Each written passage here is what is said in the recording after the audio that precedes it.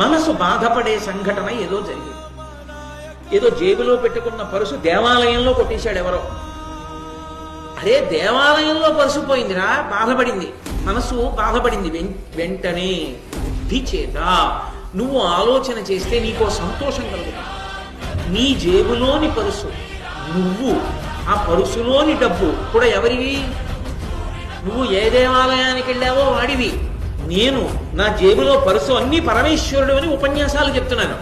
చెప్పినప్పుడు పరమేశ్వరుడు నన్ను చూడగానే వీడే వీడేరా రోజు చెప్తాడు, ఈశ్వర అన్నీ నీవంటుంటాడు వీడే.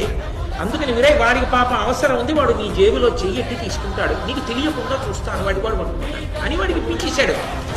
ఇప్పుడు ఆ గుడికి వచ్చిన వాళ్ళందరిలో కల్లా ఈశ్వరుడికి దగ్గర వాడు ఎవరు? నువ్వే. కాబట్టి అంత సంతోషంగా నీ డబ్బు వాడికి ఇప్పించాడు.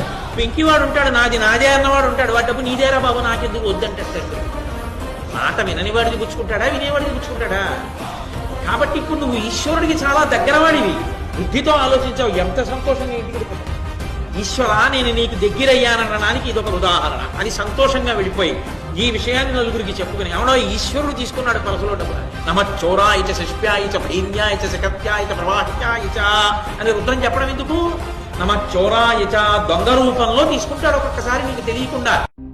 మనసు బాధపడే సంఘటన ఏదో జరిగింది. ఏదో జేబులో పెట్టుకున్న పరుసు దేవాలయంలో కొట్టేశాడు ఎవరో. అరే దేవాలయంలో పరుసు పోయిందిరా.